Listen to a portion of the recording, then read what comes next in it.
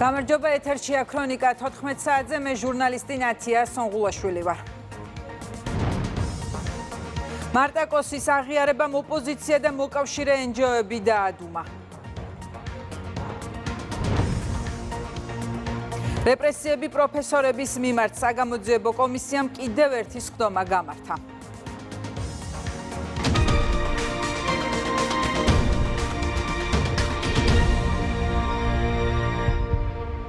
აუდიტის სამსახურის ხელმძღვანელობის კანდიდატი გიორგი გაბიტაშვილია, ცოტნე ყავლაშვილი კი ფინანსთა მინისტრის მოადგილე გახდა. ვაკანტურია გენერალური პროკურორის თანამდებობა. ახლა მოვალეობას მოადგილე გიორგი გვარაკიძე ასრულებს.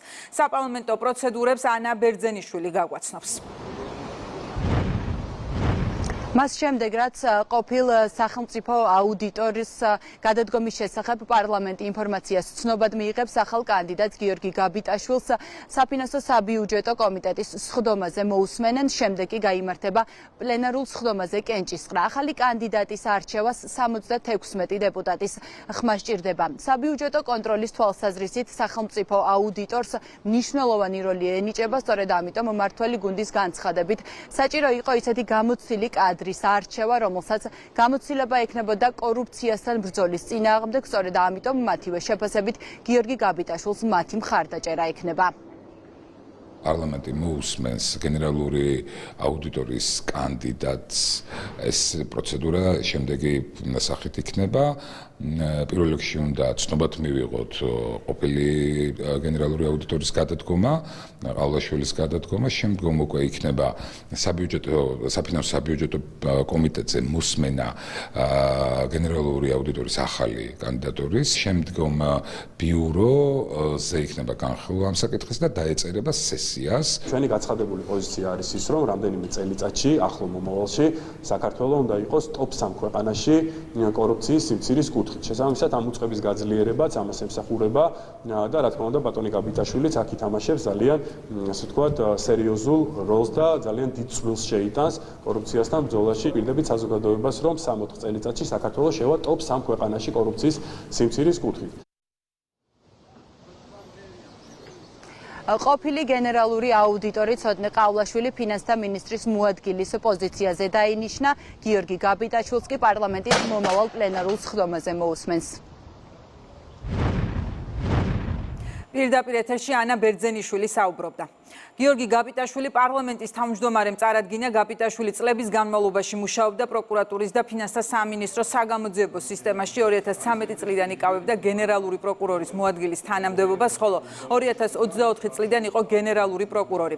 ახლა კი გენერალური აუდიტორობის კანდიდატია. საქართველო დღეს არის ერთ-ერთი ლიდერი ქვეყანა კორუფციის სიმცირის მაჩვენებლებით, მათ შორის ევროკავშირის წევრ ქვეყნებთან შედარებით. თუმცა ჩვენი მიზანი არის, რომ 2030 წლისთვის საქართველო ამ მხრივ მსოფლიოს მოწინავე სამეულში იყოს. სახელმწიფო აუდიტის სამსახურს ამ მხრივ აქვს გადამწყვეტი როლი, რომ საჯარო სახსრების მართვის სისტემა იმგვარად იყოს აწყობილი, რაც თავად მოახდენდა მათ არაეფექტიან თუ უკანონო ხარჯვის პრევენციას. მივიღე გადაწყვეტილება გენერალური აუდიტორის თანამდებობაზე წარვადგინო გიორგი გაბიტაშვილის კანდიდატურა. ვფიქრობ, გენერალურ აუდიტორად მისი არჩევა მნიშვნელოვნად გააძლიერებს სახელმწიფო აუდიტის სამსახურს და უზრუნველყოფს იმ მიზნების მიღწევას, რომელიც წინასაარჩევნოდ წარუდგინეთ ჩვენს მოსახლეობას და რომლის შესრულებისთვისაც მივიღეთ ქართველი ხალხის მანდატი. ეს გამოწვევა და შესაძლებლობა ჩემთვის ახალი პოზიციიდან ვემსახურო ჩემს ქვეყანას და ჩემი წვლილი შევიტანო სახელმწიფო აუდიტის სამსახურის განვითარებაში. აუდიტის სამსახურის სიძლიერე თავის მხრივ განაპირობებს სახელმწიფო მართვის სისტემის გაძლიერებას, რაც ხელისუფლების ერთ-ერთ მთავარ პრიორიტეტს წარმოადგენს. მადლობა მინდა გადაუხადო სახელისუფლებო გუნდს დობის კიდევ ერთხელ გამოცხადებისთვის. რა თქმა უნდა, მადლობა მინდა გადაუხადო საქართველოს პროკურატურის თითოეულ თანამშრომელს. მარტაკოსის აღიარება. საბჭოა ის, რომელიც გადაწყვეტილებას მიიღებს, მან შეაჩერა მოლაპარაკებები, ეს ევროკომისარმა გაფართოების საკითხებში თქვა. ეს არის ის რეალობა, რომელსაც ოპოზიცია და მათი პატრონები საქართველოს ხელისუფლებას აბრალებდნენ და რის გამოც ქვეყანაში რადიკალური საპროტესტო აქციები დაიწყო. კოსის განცხადების შემდეგ რას ამბობენ პოლიტიკოსები თუ NGO-ები, მეგი ნარსავიძე გაგვაცნობს. რადიკალების ჩავარდნილი კამპანიების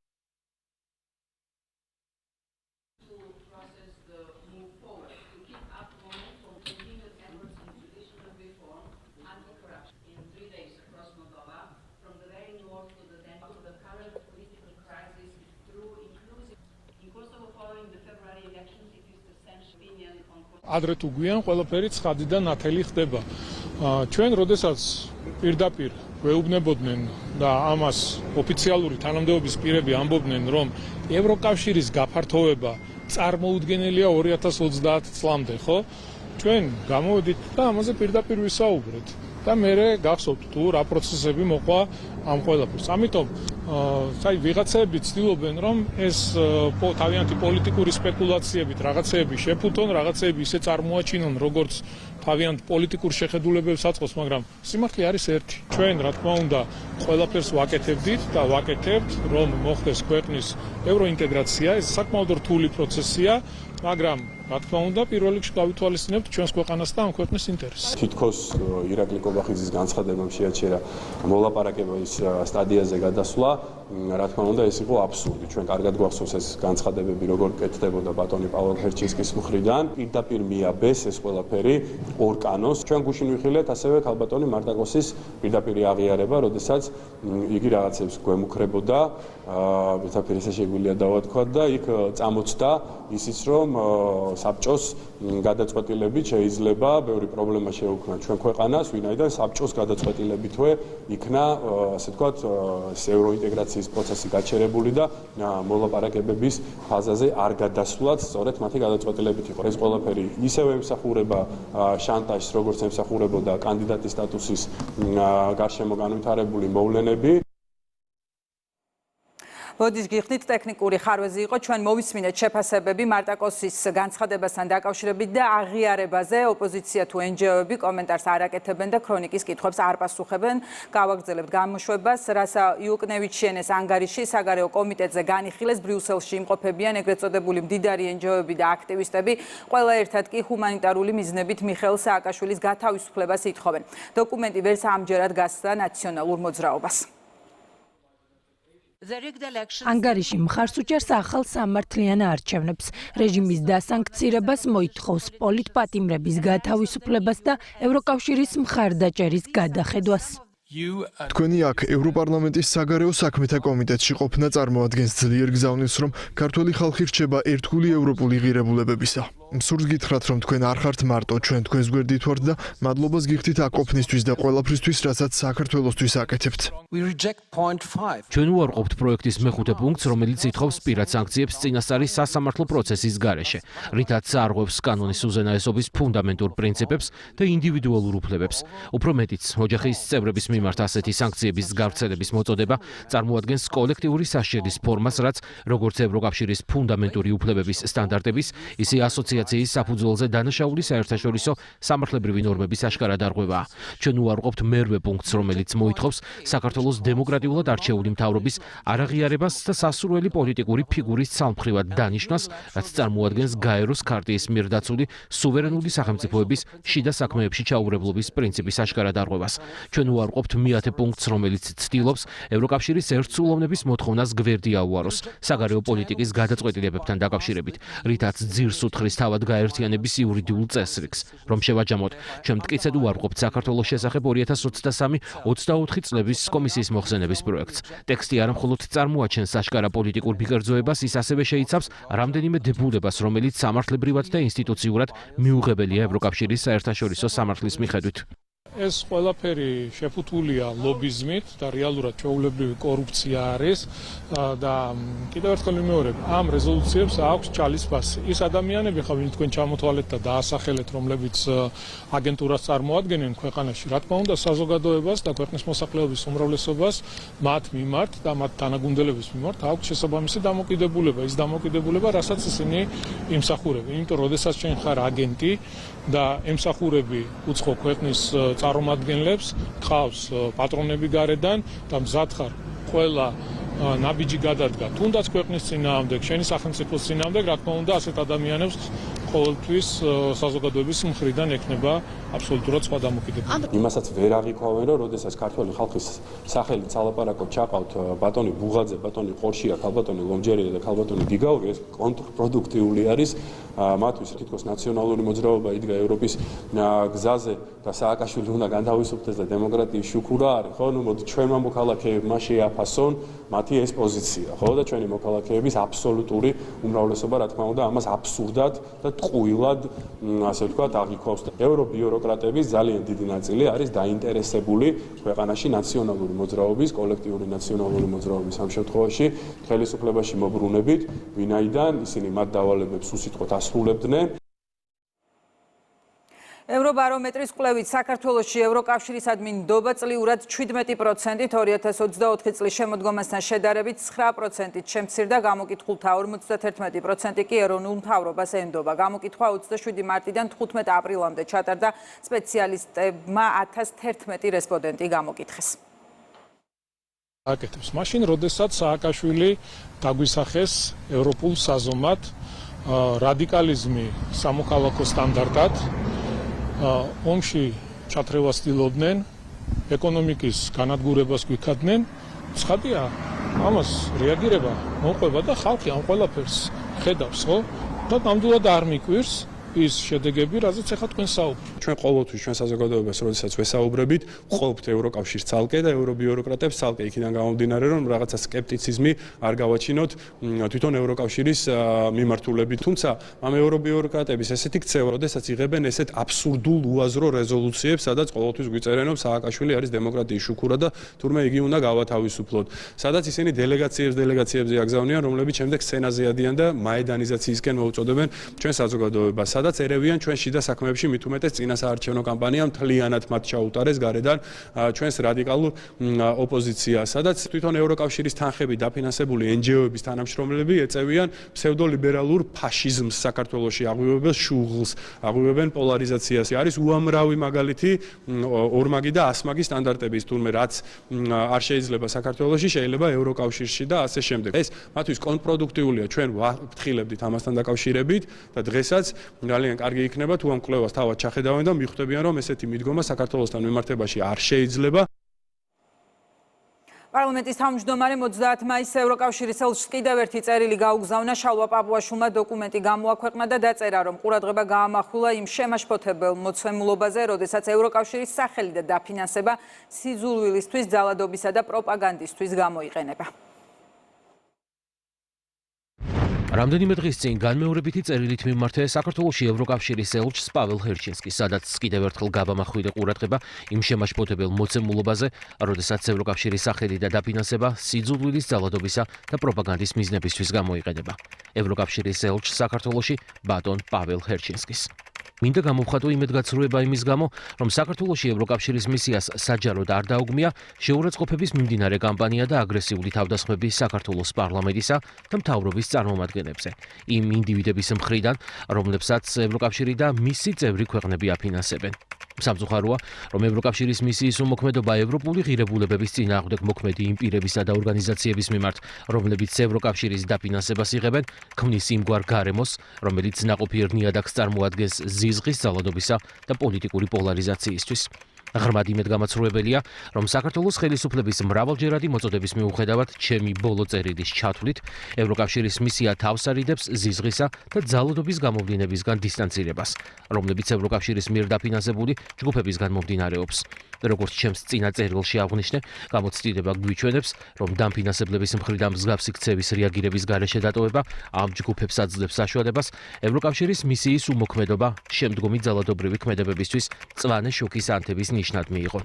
იქმნება წარმოდგენა, რომ ზიზღი და ძალადობა შეიძლება ევროპული ღირებულებების სახელით იქნეს გამართლებული. მეტიც, შემაშფოთებელია, რომ ზიზღის, ძალადობისა და პროპაგანდის დაგმობის ნაცვლად გვესმის მხარდამჭერი განცხადებები იმ ჯგუფების მიმართ, რომლებიც არიან ზიზღის სიზღის, ძალადობისა და პროპაგანდის ორგანიზატორები. ჩემი გაფრთხილება, რომ უმოქმედობა მწვანე შუქად იქნებოდა აღქმული, მალე გამართლდა. ნახეთ თუ როგორ დაესხნენ თავს ჟურნალისტს 9 მაისს ევროკავშირის მისიის მიერ ორგანიზებულ ევროპის დღეზე მოწვეული სტუმრები, რომლებიც ცნობილი არიან როგორც ევროპული დაფინანსების მიმღებები. სამწუხაროდ ამის შემდეგაც კი არ მოგვისმენია ამ ინციდენტის საჯარო დაგმობა. 17 მაისს კვლავ ევროპული ღირებულებების სახელით მცირეწლოვანი შვილების თანდასწრებით თავს დაესხნენ პარლამენტის წევრ მარიამ ლაშხს და სიტყვიერი შეურაცხყოფა მიაყენეს იმავე პირებმა, რომელთა მიმართაც ევროპელი აქტორნი მანამდე მხარდაჭერას გამოხატავდნენ. 22 მაისს კვლავ ევროპული ღირებულებების მოხმობით გამართლებული იქნა სიტყვიერი თავდასხმა და მუქარა პარლამენტის წევრ ირაკლი ზარქუას მიმართ, ორი პირის მხრიდან, რომლებიც ცნობილი არიან როგორც ევროპული დაფინანსების მიმღებები. ჩემს წინა წერილში მე მივუთითებდი იმ საფრთხეებზე, რომლებიც თან ახლავს უარს საჯაროდ და მკაფიოდ დაიგმოს ამგვარი რადიკალური ქმედებები, რომლებიც არა მარტო პოლიტიკურ პოლარიზაციას ასაზრდოებს, არამედ ქართულ დემოკრატიას ემუქრება. უკვე ვხედავთ, რომ მსგავსი სიჩუმით წაქეზებული ჯგუფები მიუახლოვდნენ იმ წერტილს, რომლის მიღმაც ექსტრემიზმია და საიდანაც მოbrunება შეუძლებელი იქნება. ბოლო რამდენიმე კვირის განმავლობაში ვხედავთ, რომ ევროკავშირის დაფინანსებულმა არასამთავრობო ორგანიზაციებმა თავიანთ განცხადებებსა და დოკუმენტებში დაიწყეს საქართველოს დემოკრატიულად არჩეული ხელისუფლების ლეგიტიმურობის უარყოფა და ისეთი ტერმინების დამკვიდრება, როგორიცაა არალეგიტიმური და თვითგამოცხადებული პარლამენტი და მთავრობა. ხალხის მიერ არჩეული პარლამენტის არალეგიტიმურად მოხსენიება ან დემოკრატიული ინსტიტუტების არაღიარება თავად დემოკრატიის უარყოფაა. ამ კამპანიის კოორდინირებული ხასიათი ცხადყოფს, რომ საქმე გვაქვს ლეგიტიმური მთავრობის არადემოკრატიული მეთოდებით შეცვლისათვის იდეოლოგიური საფუძვლის მომზადებასთან. ცხადია, რომ ნებისმიერი დემოკრატიული სტანდარტით ეს არა გამოხატვის თავისუფლება, არამედ ექსტრემიზმია. პასუხისმგებლიანი დონორობა წარმოადგენს არა არჩევანს, არამედ საერთაშორისო სამართლებრივ ვალდებულებას, რომელიც გარანტირებულია დახმარების ეფექტიანობაზე პარიზის დეკლარაციით. ამ ვალდებულების დარღვევა იმავდროულად წარმოადგენს წესებზე დამყარებული საერთაშორისო წესრიგის დარღვევას. ექსტრემისტული მიზნებისთვის დონორების დაფინანსების გამოყენებაზე უღარის თქმა ამ ვალდებულების მთავარი კომპონენტია. სამწუხაროდ ეს არ არის პირველი შემთხვევა, როდესაც ჩემი გაფრთხილებები არ იქნა გათვალისწინებული. ადრეც ვიხილეთ, რომ დახმარება მათ შორის ევროპული დახმარება არადემოკრატიული მიზნებისთვის გამოიყენებოდა. აღნიშნული გვახსენებს არასამთავრობო ორგანიზაცია მოძრაობას სირცხვილიას კამპანიას სახელწოდებით მე ვისროლე, რომელიც ევროპული დემოკრატიის ფონდის მიერ ფინანსდებოდა და მოლოტოვის კოქტეილის სროლას პროტესტის ლეგიტიმურ საშუალებად წარმოაჩენდა. 2023 წელს, როდესაც პირველად საქართველოს ისტორიაში მოლოტოვის კოქტეილი გამოიყენეს, ის არ იყო სათანადოდ დაგმობილი. პირიქით, ზოგიერთმა ამ აქტის რომანტიზებას სცადა, რასაც მომდევნო წელს ხალხისა და შენობების მიმართულებით ათობით მოლოტოვის კოქტეილისა და სხვა ფეთქებადი საშუალებების გამოყენება მოხდა. ამ ესკალაციაში რთულია ვერ შეამჩნიო მიზეზ შედეგობრივი კავშირი. ევროკავშირის როგორც მშვიდობის პროექტის არსი მდგომარეობს არა მხოლოდ წევრ ქვეყნებს შორის ომის თავიდან არიდებაში, არამედ აგრეთვე მშვიდობიან გარემოში საზოგადოებების განვითარების შესაძლებლობების შექმნაში. ისეთ გარემოში, რომელიც თავისუფალი იქნება დეზინფორმაციის, ისტერიისა და ძალადობისგან. აღნიშნული საპირისპიროდ სიძულვილის, ძალადობისა და პროპაგანდის დაფინანსება ევროკავშირის ძირითადი ღირებულებების უარყოფას ნიშნავს. დროა საქართველოთი დაინტერესებულმა ევროკავშირის ზოგიერთმა წარმომადგენელმა მათი ქმედებები ევროპულ ღირებულებების ჩარჩოში მოაქციონ. ეს არის ის საბაზისო ტესტი, რომელიც მათი ჯერ კიდევ ჩასაბარებელი აქვთ. პარლამენტის თავმჯდომარის წერილზე კეთდება პოლიტიკური შეფასებები, სოფო ბერიძე გვერდდება პირდაპირ ეთერში. რადგან პარლამენტის თავმჯდომარის წერილის მთავარი ადრესატი ევროკავშირის ელჩი გახლავთ, ბუნებრივია ჩვენ დილიდან დაუკავშირდით დიპლომატიურ უწყებას, თუმცა ევროკავშირის მისიისგან ამ დრომდე არანაირი პასუხი არ გვაქვს. რაც შეეხება პოლიტიკურ შეფასებებს, ქართული ოცნების წევრები ამბობენ, რომ ზიზღისა და ძალადობის გამოვლენისაგან დისტანცირებაზე უარი თავად ევროკავშირის რეპუტაციას აზიანებს საქართველოს მოსახლეობაში, დამატებით ქართული ოცნების პოლიტიკური ლიდერები ამბობენ იმასაც, რომ ბოლო პერიოდში ჩვენს ქვეყანაში განვითარებული რადიკალური მოვლენები სწორედ გარედან არის წახალისებული. რაც შეეხება ოპოზიციას, უნდა აღინიშნოს, რომ ევროკავშირის მისიის მსგავსად ასეთ კამპანიას არც ოპოზიცია ემიჯნება და მეტიც, როდესაც ამ თემაზე კითხვა დაუსვით, პასუხად ისევ უმაღლესი თანამდებობის პირების შეურაცხყოფის მცდელობა მივიღეთ. პაპუაშვილი ჩამოყალიბდა უკვე რაღაცა ძალიან ისეთ მოქნილ რუს პროპაგანდისტად. ის რაც ბოლო წლების განმავლობაში ქვეყანაში ხდებოდა, ეს ექსტრემისტული დაჯგუფებები, რადიკალები, რა თქმა უნდა, ახალისებულია გარედან. ის თანხები, რომელიც შემოედინებოდა, მიმართული იყო იმისთვის, რომ ქვეყანაში სახელმწიფო გადატრიალება მომხდარიყო, არსებული ხელისუფლების დამხობა, პირდაპირ ერეოდნენ არჩევნებში, საპარლამენტო არჩევნების მოქმედებაში, თავიანთი განცხადებებით, პოლიტიკური პოზიციებით.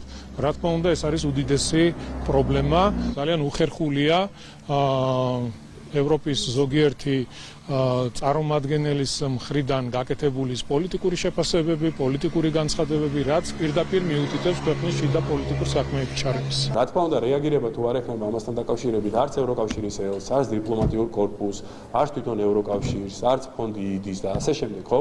ну ეს ყველაფერი მათთვისვე არის კონტრპროდუქტიული და ეს ყველაფერი სწორედ იწვევს იმას, რომ ჩვენი მოქალაქეები ძალიან სკეპტიკურად უყურებენ ამ გაერთიანებას, თუმცა კიდევ ერთხელ ხაზგასმით მინდა უთხრა ჩვენს მოქალაქეებს, რომ ევროკავშირი არის აბსოლუტურად სხვა, ხოლო ევრობიუროკრატები არიან აბსოლუტურად სხვა. საქართველოს პარლამენტის თავმჯდომარემ ევროკავშირის ელჩს ამ საკითხზე წერილით უკვე მეორედ მიმართა, თუმცა როგორც ჩალვა პაპუაშვილი წერს, ევროკავშირის მისია არ რეაგირებს, როდესაც ევროკავშირის სახელი და დაფინანსება სიძულვილის, ძალადობის და პროპაგანდის მიზნებისთვის გამოიყენება. პირდაპირ ეთერში სოფო ბერიძე საუბრობდა. საგამოძიებო კომისიის ხდომაზე ლია მელიქიშვილს, გიორგი გოგოლაშვილსა და ავთანდილ არაბულს მოусმინეს განიხილეს უნივერსიტეტებში აკადემიური პერსონალის უფლებების შელახვის ფაქტები. პროფესორებზე, რომლებიც უნივერსიტეტის დანგრევას ეწინააღმდეგებოდნენ, ნაციონალური მოძრაობის რეჟიმმა რეპრესიები დაიწყო. კონკრეტულ დეტალებს ნინო არღულიანი გაგვაცნობს. ნაციონალური მოძრაობა ხელისუფლებაში მოსვლიდან მალევე სახელმწიფო უნივერსიტეტების უმაღლესი სასწავლებლებში რეპრესიებს იწყებს და სწორედ ამ რეპრესიებზე ისაუბრეს დღეს პროფესორებმა, აკადემიკოსებმა საგამოძიებო კომისიაზე. გიორგი გოგოლაშვილმა გაიხსენა, რომ კახალომაია მაშინდელი მინისტრი აცხადებდა, რომ სახელმწიფო უნივერსიტეტი ნაჯახით უნდა დაენგრია, გაიხსენა ისიც, რომ ყოფილი მინისტრი მათ სიტყვიერ შეურაცხყოფასაც კი აყენებდა. მათი პროტესტი კი მაშინ უკავშირდებოდა კანონს რეფორმას, რომელიც ითვალისწინებდა, რომ სახელმწიფო უნივერსიტეტს სახელმწიფო დაფინანსება აღარ უნდა ჰქონოდა, ასევე სამეცნიერო სექტორი უნივერსიტეტში უქმდებოდა, შემოდიოდა ასაკობრივი ცენზი და არც მეტი, არც ნაკლები მაშინდელი ხელისუფლება გეგმავდა, რომ უნივერსიტეტებში სწავლება ქართულ ენაზე არ ყოფილიყო. უფრო მეტიც, როგორც დღეს მან პროფესორმა განაცხადა, მას პირადად უთხრა განათლების სამინისტროს ყოფილმა მაღალჩინოსანმა, რომ სახელმწიფო ენა არა ქართული, არამედ ინგლისური უნდა ყოფილიყო. გარდა ამისა, ნაციონალური მოძრაობა რეჟიმი იქამდეც მივიდა, რომ უნივერსიტეტის პროფესორებს პროტესტის გამო პროფესორების წინააღმდეგ საქმეც აღძრა წვრილმანი ხულიგნობის მუხლით პროფესორები 100 ლარიანი გირაოს საფუძველზე გაათავისუფლეს. ბარბაროსულად აღასრულეს ის დანაპირები, რასაც დაგვირდა ლომაიე, რომ მოვიდა. ინტერვიუში თქვა, ნაჯახით ამოუძირკვავ ჯავახიშვილის უნივერსიტეტი. ჯავახიშვილის უნივერსიტეტი დღიდანე მისი დაარსებისა ეს იყო ქვეყანაში ერთ-ერთი ყველაზე ავტორიტეტული დაწესებულება, რომელსაც ჰქონდა საზოგადოებაზე ზემოქმედების ყველაზე დიდი უნარი. ჩვენი უნივერსიტეტი, მწერალთა კავშირი და ეკლესია. ეს სამი ინსტიტუცია იყო. თავარია რა, რომ დისკრედიტაცია მოეხდინათ უნივერსიტეტისა. ეს მეთოდი იყო მათი, რომ თუ გაუტეხავ სახელს, ეს ტერმინიც კი შემოიღეს და მინისტრებიც ხმარობდნენ დაჩმარება ტერმინს, თუ სახელს გაუტეხავ, შეარწყვენ და ასე შემდეგ, იულიამ ასე გამარჯვება. აი ეს პროცესი მიმდინარეობდა. მეორე ფრონტი გახსნა ლომაიამ. ყოველ გამოსვლაში ხმარობს ტერმინებს უსინდისო, უსირცხვილო, კორუმპირებულები, გათახსირე. აი ამ სიტყვების პირდაპირ ეს სიტყვები ისმის ჩვენს მიმართ. ყველა უნივერსიტეტელი გამოიყენა ლომაიამ ჩვენს წინააღმდეგ. რატი ამოლობელი გიგი თევზაძე, სიმონ ჯანაშია და ასე შემდეგ. კანონის მიხედვით უნივერსიტეტს უნდა მოეხსნებოდა სახელმწიფო დაფინანსება. სამეცნიერო სექტორი ფაქტიურად კანონის მიხედვით აღარ არსებობდა მეცნიერის სიტყვა აღარ იყო კანონში ნახსენები. შემოღებული იქნებოდა ასაკობრივი ცენზი. აკადემიურ თანამდებობაზე 65 წელს გადაშორებული პროფესორი აღარ უნდა გაეჩერებინა. ამოღებული იყო წინა კანონიდან პუნქტი, რომ სახელმწიფო უმაღლესი სასწავლებლებში სწავლების ენა იყო ქართული. კითხვა დავუსვით პირადად მე ვთქვათ შეხვედრისას განათლების სამინისტროს იმჟამინდელ ერთ-ერთ მაღალ ჩინოსანს გიგი თევზაძეს თქვათ რა ხდება რაშია საქმე ასეთი პასუხი არსებობს ჩვენ ასე უნდა გავაკეთოთ რომ საქართველოში სახელმწიფო ენა უნდა იყოს ინგლისური 1500 კაცი თანამშრომელი მეცნიერ უშაკი დარჩა უმუშევარი პრესრელიზი გაავრცელა იმჟამად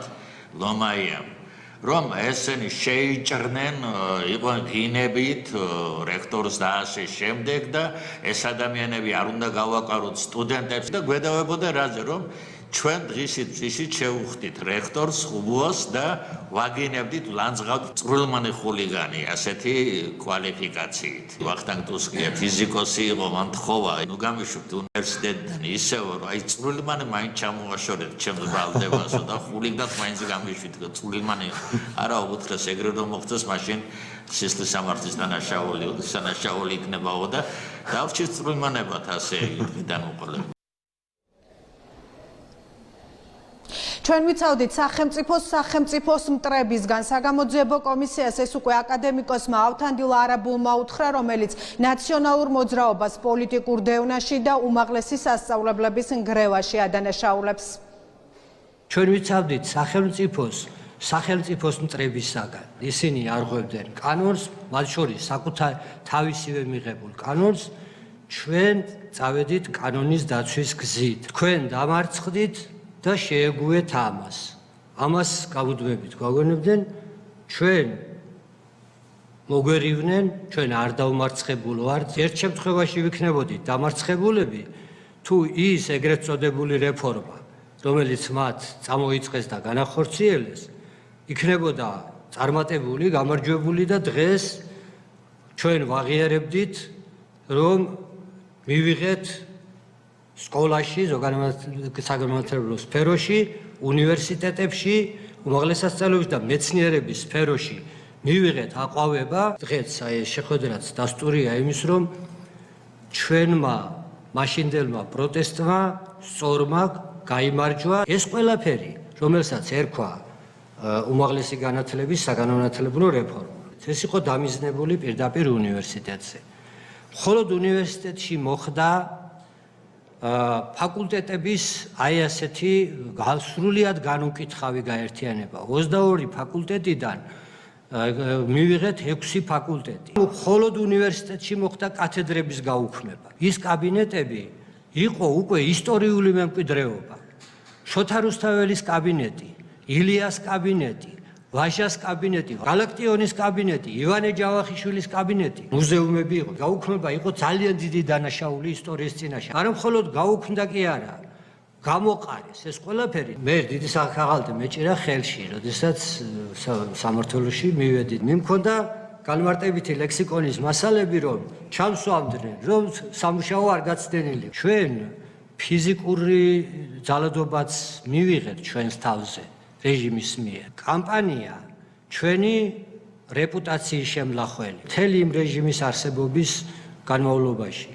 ჩვენ დევნის ქვეშ ვიყავით. ვერსად ვერ დავიწყეთ მუშაობა, უკვე პატრიარქმა გადადგა არაჩვეულებრივი ნაბიჯი მაშინ სწორედ ჩვენს დასაცავად. სხვათა შორის პატრიარქმა მიგვიღო მაშინ როცა გვიჭერდნენ დაგლოცა ამის გამო პატრიარქმა შექმნა ანდრია პირველწოდებული სახელობის ქართული უნივერსიტეტი. მან თქვა, რომ ეს უნივერსიტეტის ძირითადი პროფესურა, სულ დამსახურებული პროფესურა რომ დარჩა გარეთ და ეს გამოსაყენებელია, ამიტომაც ჩვენ შევქმნათ ქართული უნივერსიტეტი და აგან ვავითაროთ. ის გვარები და სახელები, ვინც ამაში მონაწილეობდა, იქნებოდა ეს გიგა ბოკერია, სიმონ ჯანაშია, ლევან რამიშვილი, აქ ნახსენები იყო ვინმე ავალიანი, თეა თუთბერიძე, გიორგი კანდელაკი და მთელი ეს კმარა, გიორგი ონიანი, ჩიორა თაქთაქიშვილი, მათ როლთან დაგჭირდება დაკავშირებით კვლევა, უნდა ელოდებიან ჩვენს მოწვევას ან დაბარებას.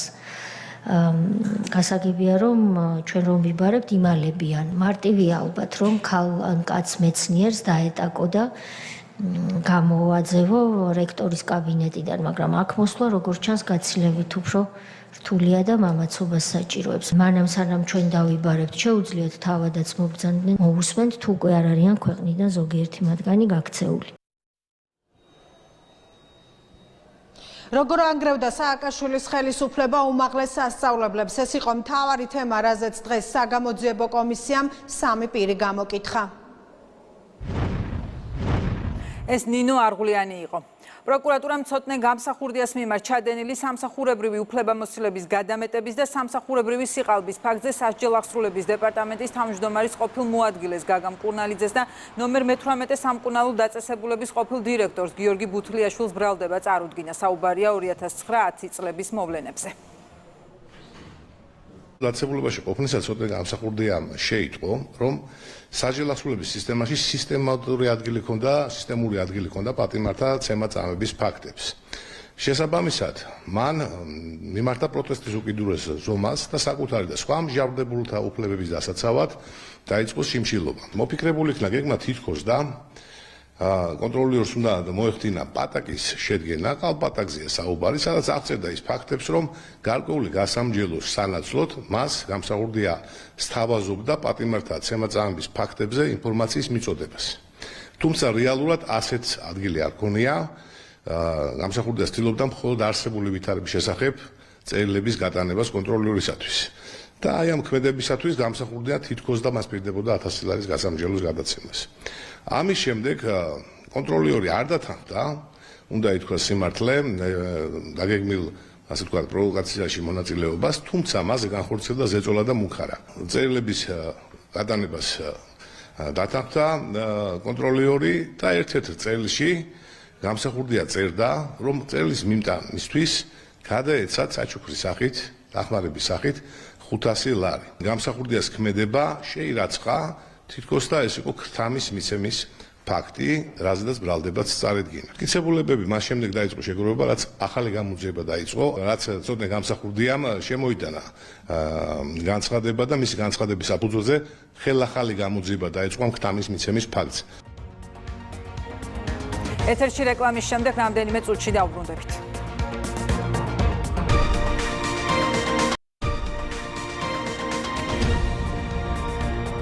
რეკლამის შემდეგ ქრონიკა პირდაპირ ეთერშია. გაეროში საქართველოს რეზოლუციის მხარდაჭერი ქვეყნების რაოდენობა იზრდება. გენერალურმა ასამბლეამ ოკუპირებული აფხაზეთიდან და ცხინვალის რეგიონიდან იძულებით გადაადგილებულ პირთა და ტოლვილთა სტატუსის შესახებ რეზოლუცია 7 ხმით მიიღო. დოკუმენტი გმობს რუსეთის მიერ ოკუპირებულ საქართველოს რეგიონებში ძალისმიერი გზით განხორციელებულ დემოგრაფიულ ცვლილებებს. რეზოლუცია ასევე მოუწოდებს ჟენევის მოლაპარაკებების მონაწილეებს გააქტიურონ ძალისხმევა აფხაზეთისა და ცხინვალის რეგიონებში უსაფრთხოებისა და ადამიანის უფლებების კუთხით არსებული მდგომარეობის გასაუმჯობესებლად.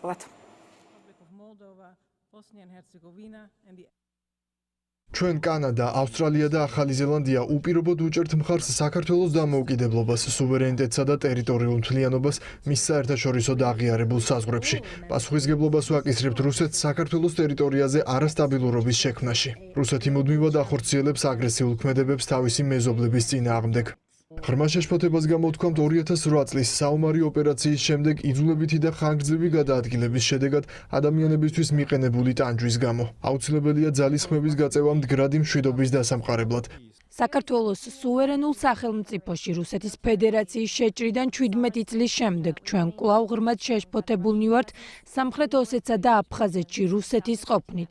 მოვუწოდებთ რუსეთს დაუყოვნებლივ დაასრულოს უკანონო ყოფნა საქართველოს ტერიტორიაზე და გააუქმოს აღნიშნული რეგიონების დამოუკიდებლობის აღიარება. ევროკავშირი კიდევ ერთხელ ადასტურებს თავის მტკიცე მხარდაჭერას საქართველოს სუვერენიტეტისა და ტერიტორიული მთლიანობის მიმართ ქვეყნის საერთაშორისო და აღიარებულ საზღვრებში. ევროკავშირი ხაზგასმით აღნიშნავს ლტოლვილებისა და იძულებით გადაადგილებული პირების უფლებას აერჩიონ კონფლიქტის მდგრადი გადაწყვეტა.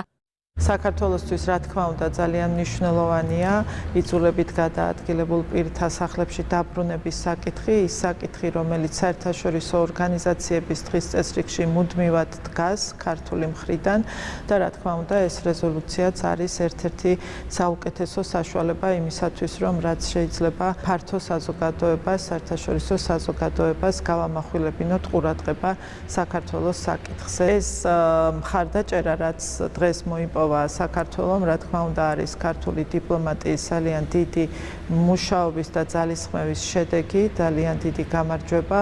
ამ ხელა მხარდაჭერა საქართველოს არ ქონია საერთაშორისო თანამეგობრობის მხრიდან 2008 წლიდან დაწყებული. 2025 წლის პირველ კვარტალში გასული წლის შესაბამის პერიოდთან შედარებით ბიზნეს სექტორის ბრუნვის მოცულობა 14.5%-ით გაიზარდა და 56 მილიარდი ლარი შეადგინა. ინფორმაცია სტატისტიკის ეროვნული სამსახური ავრცელებს. ამავე პერიოდში 2.9%-ით გაზრდილია ბიზნეს სექტორში დასაქმებულთა საშუალო რაოდენობა და ის 771,000 კაცს შეადგენს. 2025 წლის პირველ კვარტალში წინა წლის შესაბამის პერიოდთან შედარებით 14.9%-ით გაიზარდა ბიზნეს სექტორის ბრუნვის მოცულობა და 56 მილიარდი ლარი შეადგინა. დაახლოებით 16%-ით გაიზარდა გამოშვებული პროდუქციის მოცულობა და უკვე 20 მილიარდ ლარს გადააჭარბა.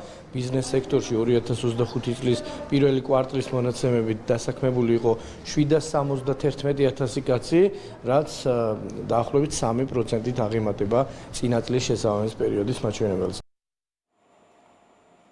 საერთაშორისო სავალუტო ფონდმა საქართველოს 2025 წლის ეკონომიკური ზრდის პროგნოზი 6-დან 7.3%-მდე გაზარდა. საერთაშორისო სავალუტო ფონდის მისიის ხელმძღვანელის შეფასებით, საქართველოს ეკონომიკამ ძლიერი მედეგობა და წინსვლა აჩვენა. ძლიერია მაკროეკონომიკური მართვაც.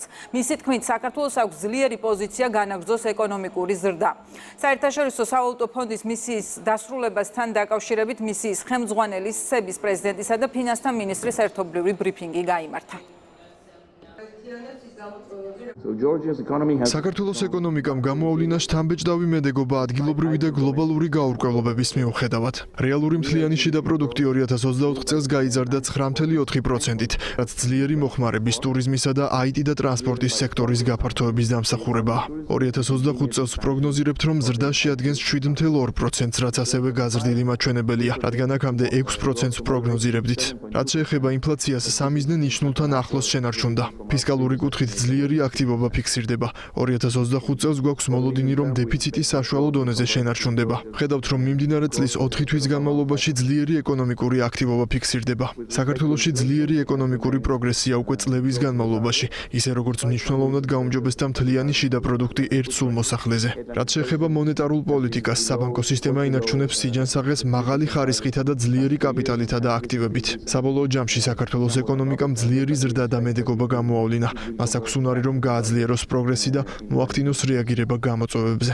ეროვნული ბანკის მთავარი ფუნქცია მოგეხსენებათ არის ფასების სტაბილური დონის შენარჩუნება და ასევე ფინანსური სტაბილურობის უზრუნველყოფა, ხელშეწყობა და ამ კუთხით საკმაოდ ესეთი დადებითი შეფასებები მივიღეთ. ჩვენი მონეტარული პოლიტიკა უზრუნველყოფს ფასების სტაბილურობის დონეს. 25 წლის მაისის მდგომარეობით 3.5% შეადგინა ინფლაციამ, რაც ასევე ჩვენს პროგნოზს შეესაბამება იმისთვის, რომ ჩვენ კვლავაც შევინარჩუნოთ ფინანსური სტაბილურობა.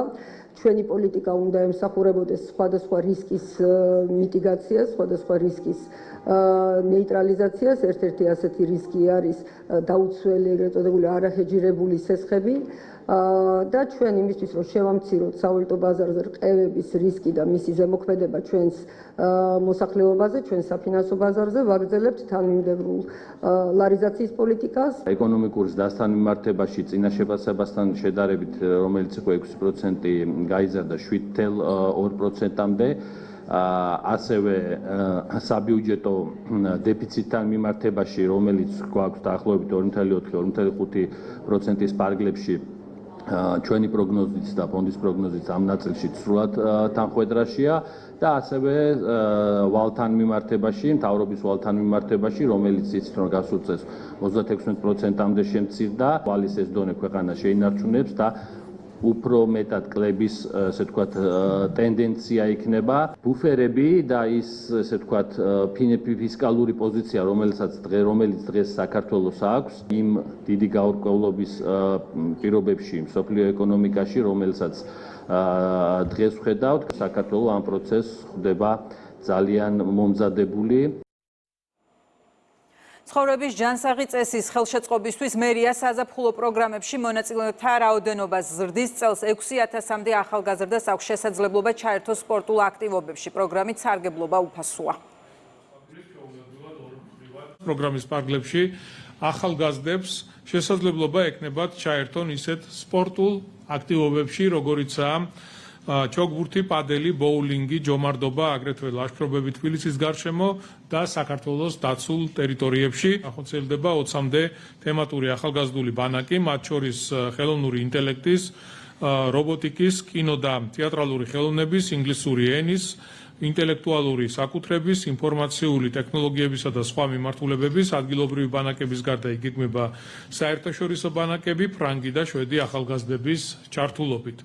აღნიშნული პროგრამით სარგებლობა მოქალაქეებისთვის იქნება სრულად უფასო, არაფერი გადასახადი არ იქნება.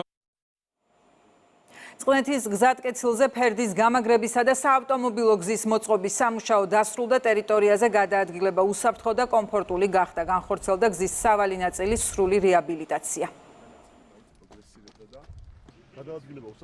მთის ფერდი, რომელიც იყო მეწყერსაშიში, გარკვეულწილად დაძრული იყო და პრობლემას წარმოადგენდა პირველ რიგში აქ მოძრავი ავტომობილებისთვის. საკმაოდ დატვირთული გზა არის და უამრავი ავტომობილი გადაადგილდება დღის განმავლობაში. დავიწყეთ შესაბამისი ღონისძიებების ჩატარება, გამაგრებითი სამუშაოები, 900-მდე ანკერი იქნა გაკეთებული პროექტის სახით, ასევე დამჭერი ბეტონის კედლები მოეწყო.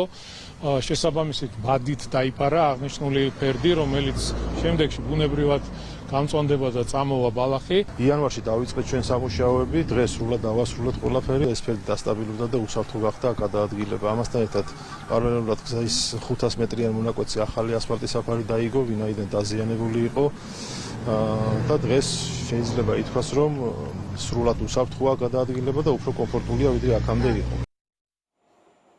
კურორტ აბასთუმანში ინფრასტრუქტურულ პროექტებს მინისტრი რევაზ სოხაძე გაეცნო. დაბაში მიმდინარეობს შენობა-ნაგებობების რეკონსტრუქცია, რეაბილიტაცია, ხიდის, ავტოსადგურის და ელექტროდამტენებისთვის გათვლილი ღია ავტოსადგომის მშენებლობა, ასევე გრძელდება რეკრეაციული ტყეპარკის სახანძრო უსაფრთხოებისთვის წყალსაცავისა და სხვა საჭირო ინფრასტრუქტურის მშენებლობა. დაწყებულია პარკთან მდებარე მოზაიკის კედლის რესტავრაციაც.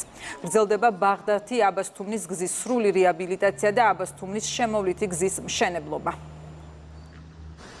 სახელმწიფო რამოდენიმე წელია უკვე ახორციელებს ბევრი მიმართულებით სხვადასხვა პროექტებს. ეს არის როგორც ინფრასტრუქტურის განვითარება, ასევე ადგილობრივი მაცხოვრებლებისთვის შესაბამისი პირობების გაუმჯობესება. საგზაო სამუშაოები მიმდინარეობს აქტიურად და ძალიან მნიშვნელოვანია, რომ უკვე ქუთაისიდან უახლოეს პერიოდში შესაძლებელი იქნება აბასთუმანში პირდაპირ გზით მოხვედრა, ასევე თვითონ ადგენის რაიონში მნიშვნელოვანი პროექტები ხორციელდება საგზაო მიმართულებით და უამრავი სხვა პროექტი, რომელიც ტურისტული ინფრასტრუქტურის გაუმჯობესებას ეხება. მუნიციპალური განვითარების ფონდისთვის აბასთუმანში ინფრასტრუქტურული პროექტების განხორციელება ერთ-ერთ უმნიშვნელოვანეს პრიორიტეტს წარმოადგენს, როგორც რეგიონის განვითარებისთვის, ასევე კულტურული მემკვიდრეობის დაცვის კუთხით. აბასთუმანი ათეული წლების განმავლობაში უყურადღებოდ იყო დატოვებული, შესაბამისად ფონდის და ინფრასტრუქტურის სამინისტროს მიერ განხორციელებული არაერთი პროექტი, რომელიც ამჟამად მიმდინარეობს და დასკვნით ეტაპზეა, ახალ სიცოცხლეს შეძენს აღნიშნულ კურორტს. და ბოლოს სპორტის მინისტრმა ჩოგბურთელ საბა ფურცელაძეს თბილისის ჩელენჯერზე მოპოვებული გამარჯვება მიულოცა. საბა ფურცელაძე პირველი ქართველი ჩოგბურთელია, რომელიც თბილისის ჩელენჯერის ჩემპიონი გახდა. მან ფინალში იტალიელი ფედერიკო ცინა 2 სეტში 7-6, 6-4 დაამარცხა. საერთაშორისო ტურნირი საქართველოს სპორტის სამინისტროს მხარდაჭერით მზიურის საჩოგბურთო კორტებზე მამაკაცებს შორის გაიმართა. დღეს პატივი მქონდა სპორტის სამინისტროში შევხვდები თბილისის ჩელენჯერის თასის გამარჯვებულ საბა ფურცელაძეს. მე მას მიულოცე ასეთ პრესტიჟულ ტურნირში გამარჯვება. ასევე სპორტის სამინისტრო კვლავ განაგრძობს აღნიშნული ტურნირების მხარდაჭერას და ასევე საბას შევპირდითო სამინისტრო გააძლიერებს მის ფინანსურ მხარდაჭერას. ძალიან სასიხარულოა, როდესაც გამარჯვებას მოახერხებ და ამას დაგიფასებენ და დამატებით მხარდაჭერას გამოყოფენ შენთვის და ეს ალბათ არის ნომერი 1, რაც ჩოგბურთში არის ამ ეტაპზე საჭირო. ასეთი იყო ახალი ამბები ამ დროისთვის. ქრონიკა პირდაპირ ეთერში 16 საათზე ქეთი ქაშაკაშვილთან ერთად დაბრუნდება. ნახვამდის.